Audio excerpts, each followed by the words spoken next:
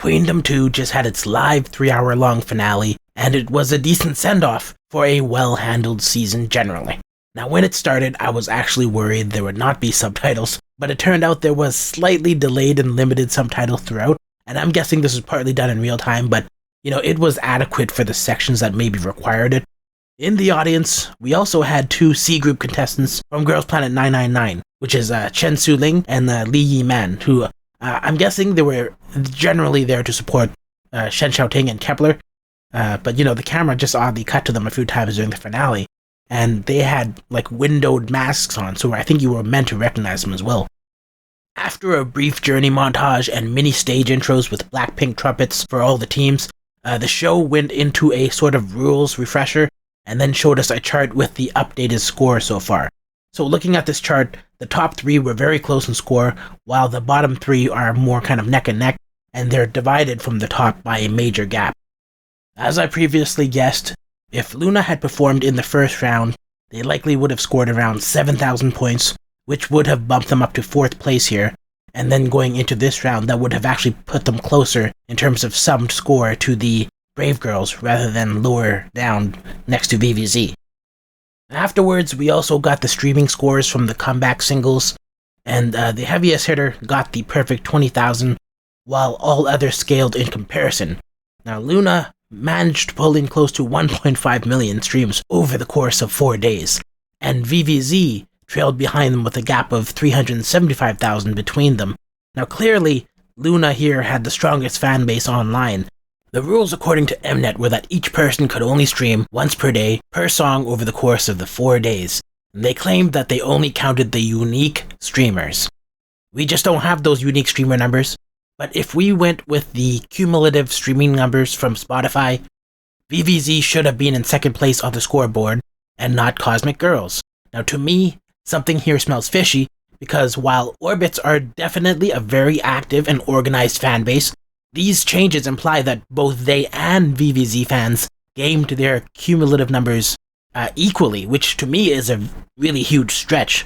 And then it also implies a lot about the other groups as well, and how much they also had a margin of error of ineligible votes. So let's see what the math generally says. If Mnet did everything right according to them, then the true streaming numbers are probably closer in proportion to these numbers. Now, I don't remember the math I just used on these, so don't ask me about that. I'm not going to put an explainer. Maybe someone smarter with a degree in math could figure this out. But to me, it seems like LOONA has a 51% number of ineligible streams. Same with VIVIZ. And then you have Kep1er, which is at 26%. Brave Girls at 13%. And there's a lot of ineligible streams there across the board. But here's the thing. If they did make a mistake, and they switched the Cosmic Girls and VIVIZ numbers, then the real numbers would probably look more like this. And assuming there is a least rabidness among the groups like Hyolyn and Brave Girls, then the highest percentage of ineligible streams, with just switching VIVIZ and Cosmic Girls in place, is LOONA's 26%, which kind of makes sense considering the known orbit activities. 1/4 of the votes are gamed, maybe, and then the rest have 0% across the board, which means that, it's very likely that these numbers are just a little bit more accurate in my opinion. But, this could just be interesting numbers. It could all be fake. There's no way to say 100% for sure, but I just don't feel like it sits right. It just doesn't feel right. While we're here, why not look at video scores that were released mid-episode? The chart placed LOONA again in 1st place, VIVIZ in 2nd, Kep1er in 3rd, Hyolyn in 4th, Cosmic Girls in 5th, and the Brave Girls in last with a fairly small gap. Now, when this season first started, VIVIZ were getting votes like mad in online polls, and all the fan groups, I think that maybe LOONA's orbits were the most strategic and methodical, and they were the ones making the graphs and organizing and the like. They basically stepped up here, I think, and stepped up to the max for the scores, and also it also shows VIVIZ getting 2nd in terms of the fan interaction as well, which is kind of a further confirmation regarding the streaming scores I mentioned previously. So before we get to the last 30% of the score from live vote totals, we still had to see the finale performances. And it was a little odd because the final voting had already opened and it would close shortly after the last performer, which heavily implied that the voters were not scoring or rating the performances themselves, but entering in a number from 1 to 6 representing their favorite. So with that, let's get into the performances, and also, there's going to be chapter timestamps in the description if you want to skip my personal rankings and opinions on each performance. First to perform was Hyolyn. In preps, she talked about how she was disappointed about ranking 4th in round 3. When choosing a song, she had Waka that was in the works for 3 years, and mainly talked about how it was easier for her to expand on lyrics, but not maybe simplify or truncate them, and they say that brevity is the soul of wit. This was an opportunity to complete this project for her, and for the rap section she brought aboard Young G, who Hyolyn praised for interpreting the bass lyrics accurately when writing her own section. In the actual performance, we started with a very interesting desert video, prompting me to begin scoring it at an 8.4. As I was watching this performance, I honestly felt like it was giving me the Kep1er power vibe, and it was a lot of dancing with maybe 4 focus changes. I watched most of this episode feeling pretty tired, so keep that in mind. The score dipped several times for me from the start, and then it recovered at the end with maybe after the rap section. It felt like an awards show performance for sure, but the stage was maybe too small for it, and I gave it an 8.3 in the end. Maybe there were too many dancers, but I just feel like the choreography could have been better in terms of accentuating the chorus to make it feel more catchy. Next up was the Cosmic Girls. In preps, they discussed making an original song by Exy, who as leader understands the group the best. Now, Aura seems to be a passion project that she had been working on for a while. She has all these different clips from it. While recording, Exy knew exactly how each member could deliver a line, and she allowed a little improvisation as well, which I think benefited the song. She also commented on how Daeyoon grew a lot after Queendom. After putting in so much for the group, they decided to surprise her with a party, where there was food and alcohol, and they also got to sample a bit of the song. About this time, we started to see complaints in the chat about people spamming their voting numbers and how it had no effect in the stream. In the performance, the Cosmic Girls had some very interesting and nice-looking formations. It had a strong start here, but then it started to drag a little by the middle. I had the feeling that the song and performance were not really as dynamic despite the strong start. The scoring started at a 7.8, it actually bounced up and down, and then finally landed at an 8.4. And there were times where the song was building up to something, but then I felt like it just deflated itself instead of taking off or reaching higher. This to me was just not a Team Iceland performance, but Cosmic Girls does remain Team Iceland. The next group is Kep1er. During the prep stage, they celebrated the positives of their last performance and the better feedback they received. After some Spotify product placement, they referenced some inspirational songs that would decide the vibe of their selected comeback signal, which was The Girls Can't Turn Me Down. They wanted the song to be infused with pride and spite, and then a little bit later, Chaeyoung had a long segment where she made a photo montage for the girls in their studio, and I think it concerned their journey with some funny moments where Hikaru was really annoyed with the photos of her kind of looking more drab.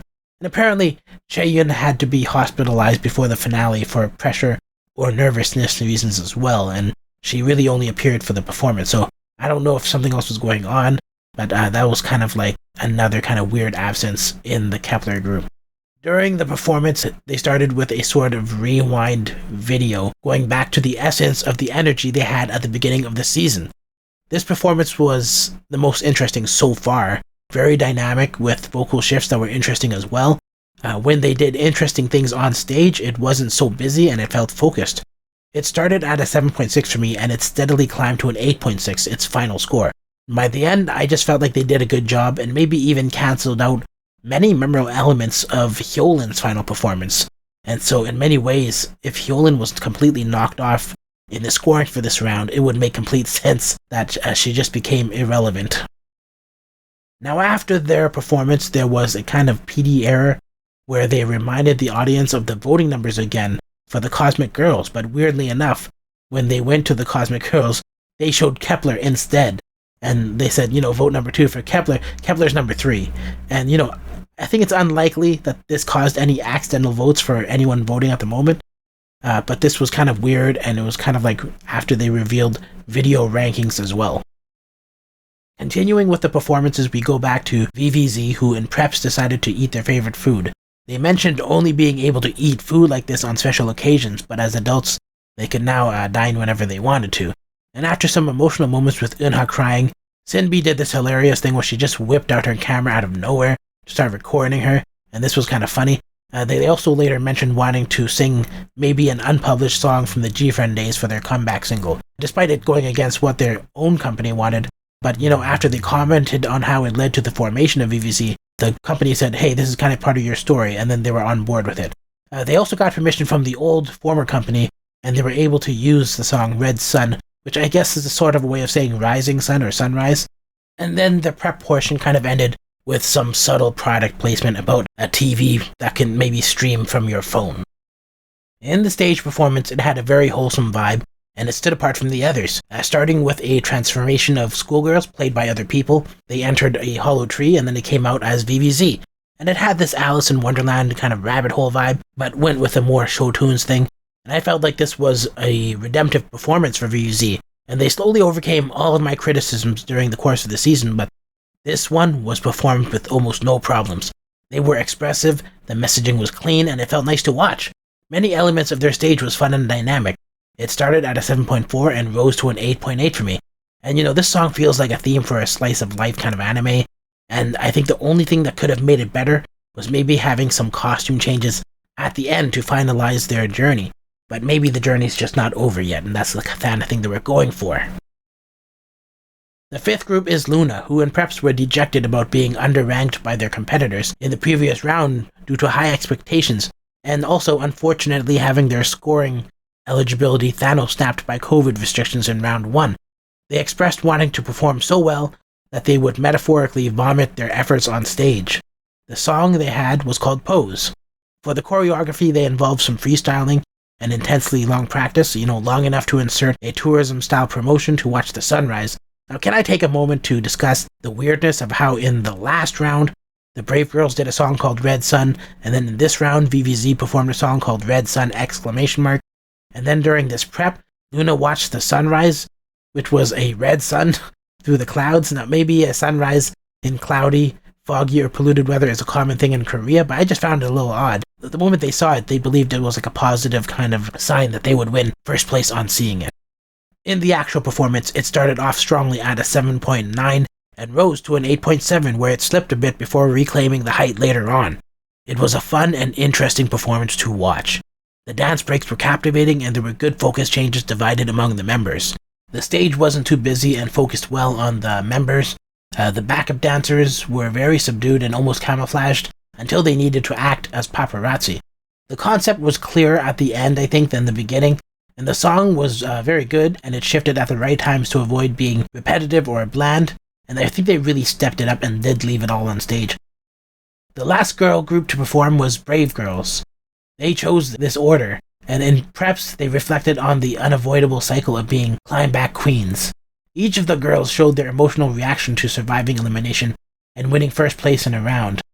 Now, something funny was that their queen reward was actually product placement, and I think it was for like a car, which they took the opportunity to visit Yang Yang Beach, which also emphasized the concept of wanting to continue their seasonal messaging from the last round where they moved from winter to spring, and now they're going from spring to summer. In the actual performance, they were indeed summery. They really did manage to find their color and vibe throughout the show, and they came out in episode 1, kind of dressed like stiff reality show housewives, and now they just seem like normal, casual girls. And I'm digging it. The choreo was very eye-catching during the chorus, and it just generally stood apart from the others with the summer concept. And this song itself was also dynamic. It was a good performance, and I think a bit of the story could have maybe elevated it further. It started off lower than the other performances at a 6.4, but it climbed back to an 8.7, which was very impressive to me. So for my final round rankings, I think VIVIZ performed the best. LOONA and Brave Girls were not far behind. Kep1er also did well. The Cosmic Girls and Hyolyn, they were on the bottom of the stack. The final performances overall were kind of scoring lower than I expected, and I just think they could have done more overall, despite my positive sentiments that pretty much all groups overcame the criticisms I had. Now, around this time, I was thinking that live voting was bad because of the reasons I pointed out earlier with people not really judging performances, but then selecting favorites. And also, I don't know if all the groups performed live and were generally maybe overshadowed by the backing tracks, but it did feel like it was mostly lip sync. So if I were to aggregate all my scores over the course of this season, the final scores, the average at least, would come out to something like this. You have Hyolyn with a 9.1, LOONA with an 8.8, Brave Girls 8.7 surprisingly, Cosmic Girls 8.6, Kep1er 8.4, and VIVIZ at 8.3. Now you might be wondering, hey, that doesn't make sense. Shouldn't Cosmic Girls be up there in number 3? Well, if you look at their trajectory of their performances, this is just how I scored them over the course of the show. Now, it may not reflect my overall feelings, but this is really the curve of how I rated them. And so, if I was being fair, I would look at who has kind of the upward trajectory, who had consistently the highest scores, who may be falling. And it's kind of an interesting thing, because for the vocal unit and the dance unit, it wasn't really something in their controls. And so you kind of have these strange humps, especially during the dance units, because I think I rated all those pretty highly. And then during the vocal units is when I lowered most of the scores. And then in Fantastic Queendom, it looks like some people did well, some people didn't. And that's just kind of like where you follow this curve. Now, if we remove the collaborations for them, you can see kind of more sensical lines, right? And so ultimately what we see is Kep1er, they did really good in round 2. That was probably their best performance. They declined a little bit, and then they reached back up during the finale. So Kep1er actually improved overall if you look at this kind of a graph. Now you look at the Brave Girls, and it's kind of something similar. They improved overall. In fact, they climbed pretty much without ever falling. And so that was my opinion of the Brave Girls over the course of the season. When it comes to Cosmic Girls, you see they started really high, they dipped really low, and then they got really high again, and then they kind of like petered out in the average. And so that's kind of where they are. It's pretty much exactly in the middle. Another group is the... No, I think I was talking about VIVIZ before. VIVIZ, they actually improved, but so did Brave Girls. Brave Girls and VIVIZ, they just improved over the course of the show. And then you have LOONA, and they started going up and up and up, and then for the finale, they just fell a little bit. And then I think that was because all the songs in the finale were not that great. Ideally, they should have all been good, and every single person here should have improved in some way. Now you have Hyolyn, and she did the same thing. She got really high scores throughout, and then she probably did the worst in the final performance. And so, based on these, I think that based on these scores, I should give Hyolyn the crown for being the performance queen overall.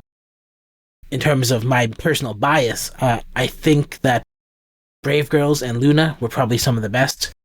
If I was personally ranking them, I would put Brave Girls and LOONA at the top. For me, VIVIZ and Cosmic Girls were kind of in the middle. And then Kep1er, I just felt like they never really took off, but they did improve. I did notice that they improved. And so my sentiment overall is that all groups overcame the criticisms that I had of pretty much all of them. And really, the only things they couldn't control had to do with design and stage direction. And I'm not entirely sure that had anything to do with the girls, more to do with their companies. And so that is where we stand on my final rankings. Now, the show had this weird epilogue performance before the final announcement, which I won't rate or rank. The representative for each group contributed to this song, which was based on kind of the emotional motif used in the sentimental moments of this show. In preps, Taeyeon visited and gifted the girls with macaroons, and Heejin was eagerly asking if she could refer to her casually as sister, to which she agreed. The performance was kind of odd feeling since it was obvious filler, but what was funny was everyone being shocked at being cut to in the monitors. And this was something that happened throughout the show, but I think Nseo had like the funniest reactions, and I was thinking, maybe they probably shouldn't have let the girls see themselves, and the director should probably obviously avoid embarrassing anyone who might be picking their nose or anything. Skipping the time capsule resolutions with the sentimental stuff, like Euram crying, we finally got to the announcement of the winner. From the top 2 candidates, it got narrowed down to LOONA and the Cosmic Girls. In the end, Mnet announced the Cosmic Girls as the winner. While I definitely think they are top 3 material, I do think there are reasons LOONA might be the actual winner, both in spirit due to not being ranked in round 1, but also according to the rules, when perhaps the Cosmic Girls got misattributed scores belonging to VIVIZ in the streaming scores. Everyone knew the rules in advance, so Organized fans like Orbits wouldn't just ignore that and waste their time gaming the numbers. The comeback signals weren't even that great, so it would take a strong bias to just sit there and listen to it. When you look at the proportional scores according to Mnet, the ineligible streams are sporadic. But when you look at the original numbers, to me it's more believable and understandable. I think the only way to know for sure is to see the official numbers. What makes sense is that the Cosmic Girls and VIVIZs could have had their scores swapped, and the point gap there would have been 5,515 points for them.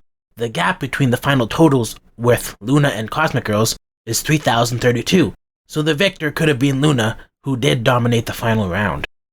That's not to say the Cosmic Girls aren't great or to diminish the work they did on the show compared to other girls, but you could tell from the live chat that many viewers felt something was wrong.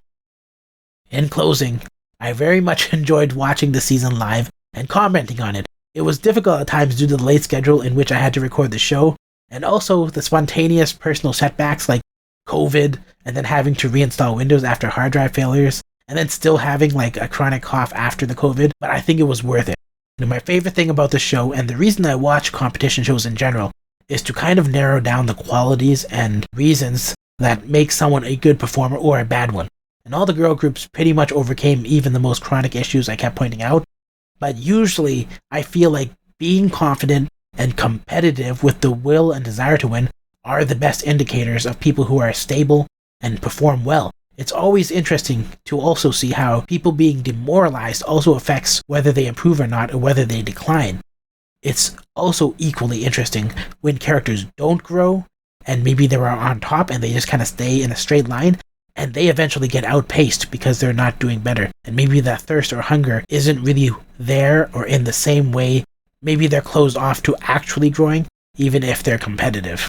While I do think LOONA was the real winner, I also want to point out that the one that benefited the most in terms of putting their music out there was Taeyeon. Because Ending Credits is the song that stands out the most to me on this show. Now coming up next is probably Boys Planet, and then maybe Neezy Project Season 2, with boys as well, and that should be interesting because I've never watched a K-pop boy competition yet, but I can predict that I will be generally against them maybe over-sexualizing or feminizing them and using them kind of like pieces of meat, and I guess that's pretty much it. If you like this kind of a video and you want to see more of it, give it a thumbs up. If you hate it, give me a dislike and maybe leave a reason so I can improve the show with feedback. And finally, if you're not subscribed and you do want to see more of this show, then consider subscribing so I can see you in the next video.